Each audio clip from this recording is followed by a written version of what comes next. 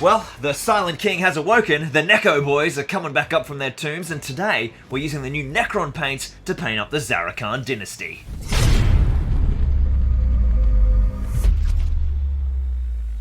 Welcome to Zorb Gaming, my name's Lachlan Linton Keane and the Szarekhan Dynasty have awoken. The Silent King is on the warpath to reclaim his empire, and today we're looking at an epic colour scheme that's going to be perfect for their whole army using the new Necron paints from the Citadel Games Workshop range. We've got 4 models on the table today. We've got the Cryptek Destroyer Lord, some Necron warriors and some Scarabs as well. So with this painting guide you're going to be fully armed to paint up your whole force. As always, we're going to start with assembly, and by golly, we've finally got some options. The Necron warriors not only have a whole host of different heads to choose from, they've also got different weapon loadouts. You can choose them to have Gorse Reapers or Gorse Flayers. We're going to build a couple of each, and then of course you've got your Scarab Swarms as well, and the Cryptek Destroyer Lord is on that massive sprue, jam-packed full of Necron goodies.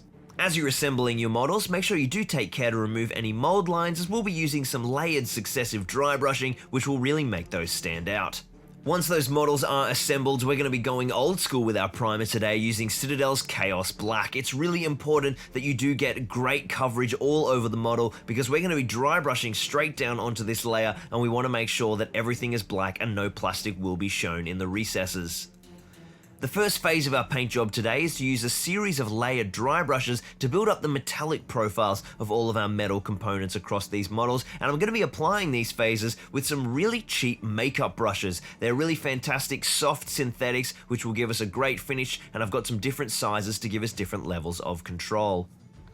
Using my largest dry brush, I'm going to be applying a heavy overbrush of Runelord Brass basically all over the model. When we're applying this layer, we want to work from the top down and make sure that we're really accenting the broad, flat surfaces that are at the top of the model and leave the black underneath in those recesses. This will give that natural variation of tone that comes into effect when you've got a nice top-down light source, and it will give us a really great coverage as well and a fantastic foundation to start building up our metallic profile.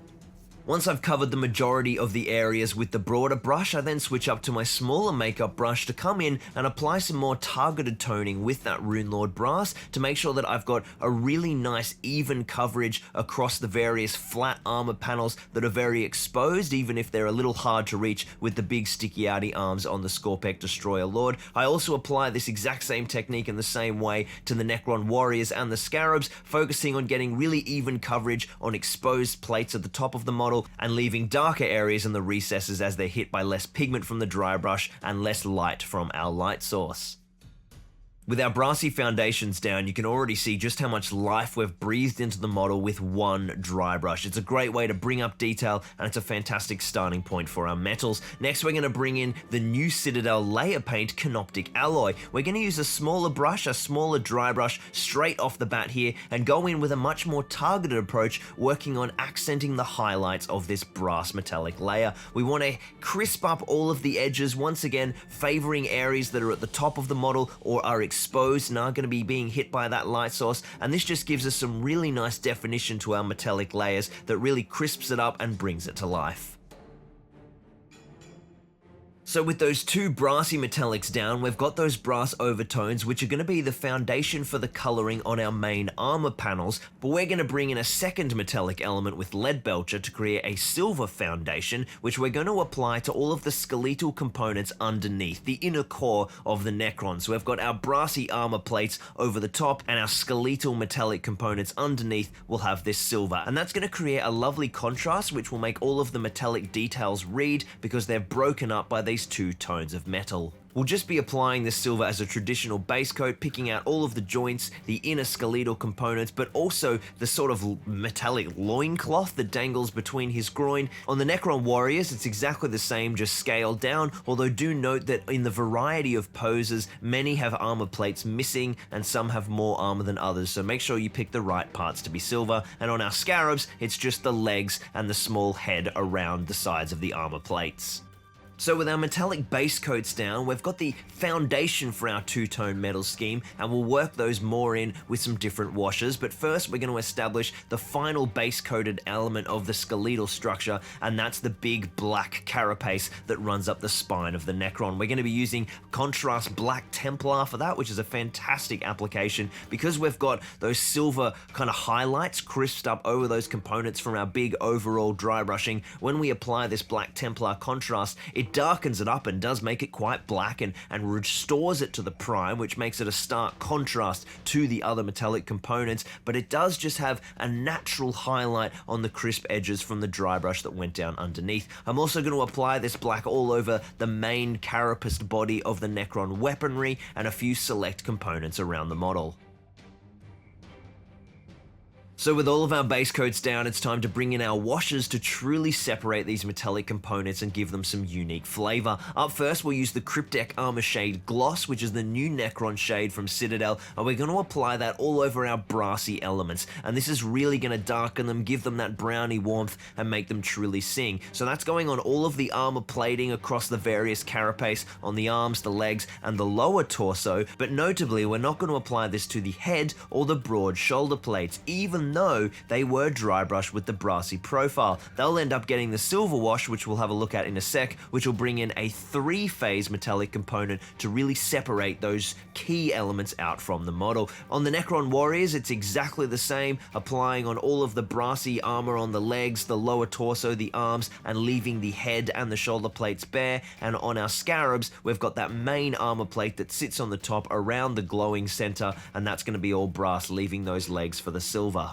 With the Canoptek Armourshade down, you can really see the brass come to life. All of a sudden, there is a stark contrast between our two metallic zones, with the warmth of that brass really kind of shining through now. And our silver is quite stark, but we're going to bring in Basilicanum Grey, another contrast paint, which applies beautifully as a wash over metallics and hit all of our silver elements. So all of the joints, the tabard, the loinclothy thing that hangs down between his legs, and the other components that we have left unwashed, those large shoulder plates and the head of the Necron. So as you can see here with that wash going down, we've created that three-phase, the really brassy armor plates, the traditional silver components for the underskeleton, and then this darkened brassy wash for the big shoulder plates and for the head of the Necron. And that really helps the eye separate those components of the model. It helps the eye read all of those various details. With those two washes down, the metallic components are really starting to look fantastic. They read well to the eye,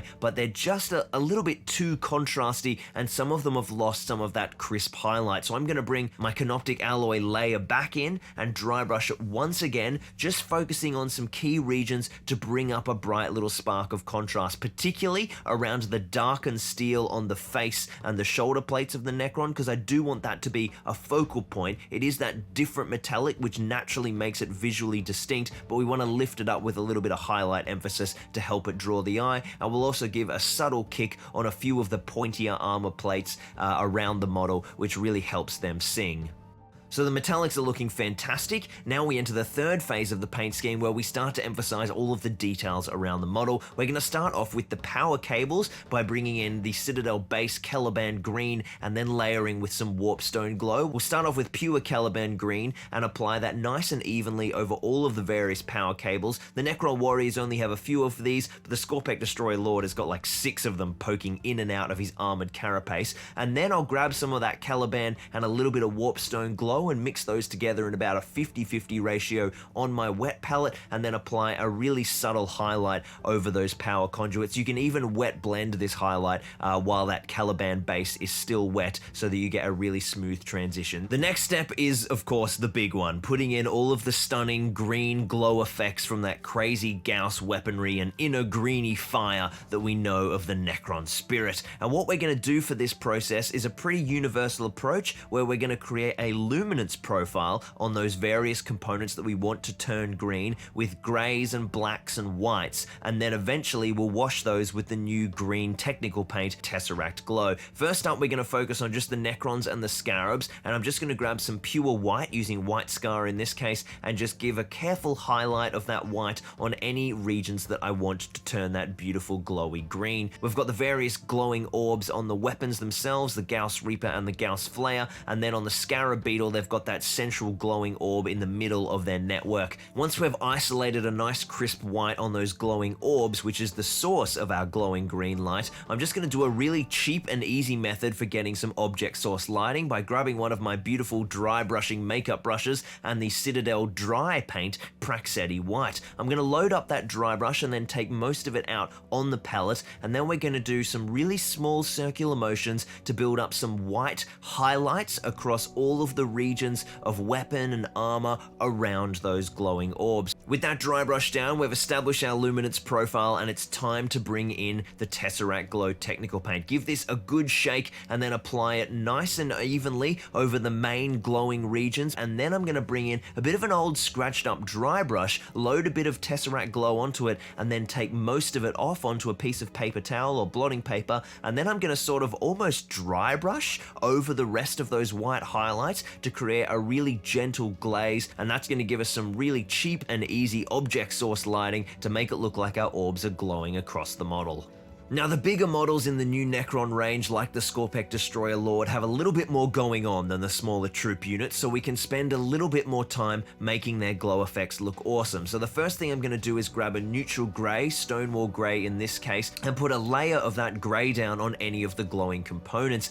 Then once that's fully dry, I'll bring in my White Scar and apply that over the top of the grey, and on these larger orbs and larger glowing areas, that's going to give me a cleaner application of white to work from. The other massive element on the Scorpek Lord is of course the Hyperphase Harvester, and all of these really cool broad-bladed Hyperphase weapons have that fantastic unique look. So what we're going to do is the same principle. We're going to create a luminance profile on this weapon starting from the black, and then we're going to glaze that with the Tesseract Glow. So I'm going to grab my dry brush. I'm going to start off by using my neutral grey and working in very small circular motions. I'm going to take most of the paint off and build up some really soft, gentle applications of that grey on the regions that I eventually want to be the bright green. Then I'll do the same thing, bringing in some White Scar and take most of the paint off, and then work on those areas that are going to be the brightest and really accent that. That's obviously quite a messy process, so then I'm going to grab a smaller dry brush and bring in some Abaddon Black. Again, take most of the paint off and then work some black into those areas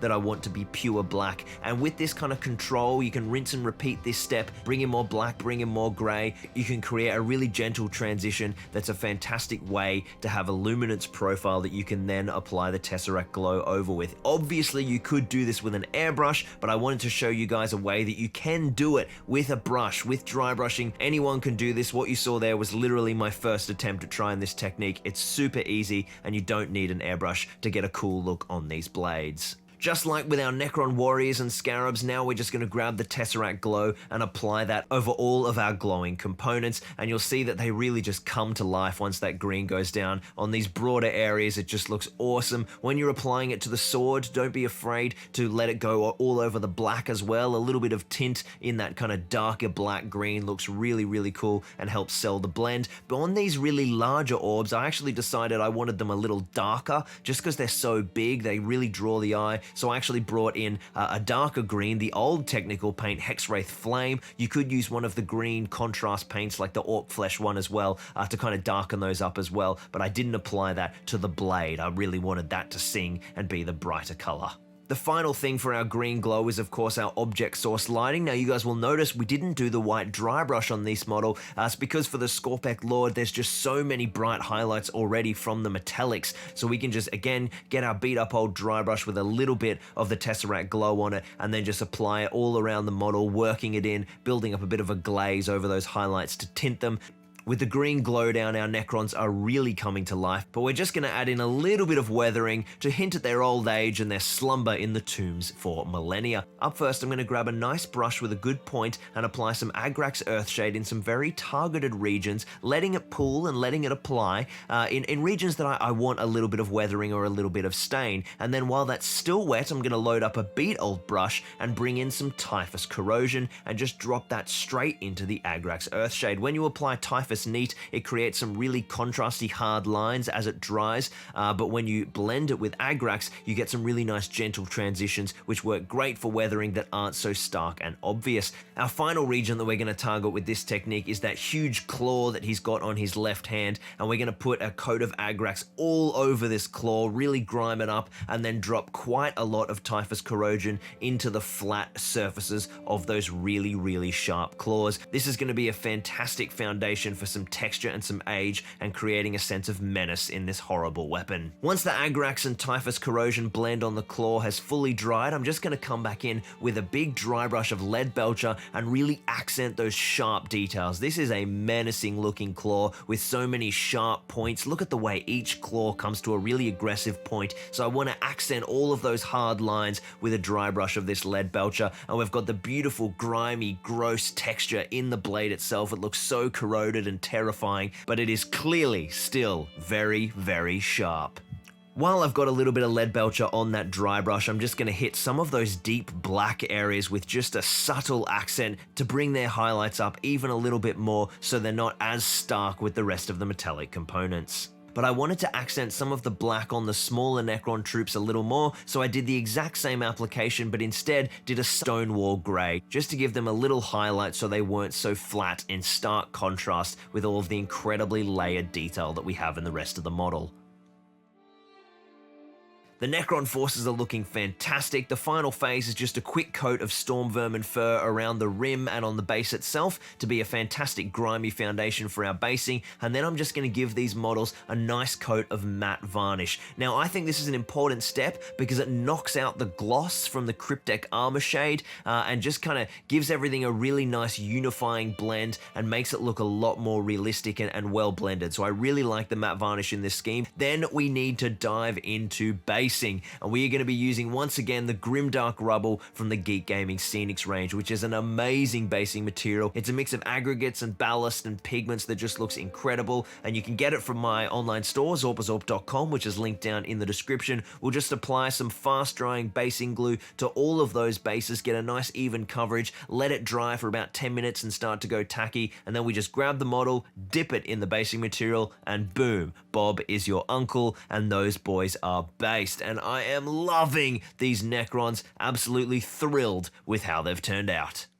How cool do these guys look? First off the bat, these sculpts are so cool. I've always sort of liked the Necrons, but I've never played them. One of my mates used to play them when I was younger, but these new sculpts have got me going wild. I love the new look for the Gauss weapons. I always did love the plastic rod, kind of classic old school greeny look, but I don't know, these new sculpts have really taken me by surprise, particularly this Scorpek Destroyer Lord. I did not expect to be so in love with this model, but as I painted it, it's, yeah, really like it. I'm really, really happy with the finish of the metallics. Once that matte varnish came in, it knocked out the kind of glossy element of the wash that went over the brassy components, and super happy with how that's finished up. I particularly like the subtle difference between the brass and the silver components, particularly on his wicked claw, having the Typhus Corrosion, bringing in that extra texture, and then elevating that with a dry brush. It's really sinister. I think that's how I describe this paint scheme. The only thing I kind of, I guess am not the happiest with is perhaps some of the green glow on his orbs could have been a little more subtle. I'm really happy with the weapons, but the orbs on his body, because I applied basically a flat white there, it's quite bright. So I think blending that a little bit more might serve you guys better, putting more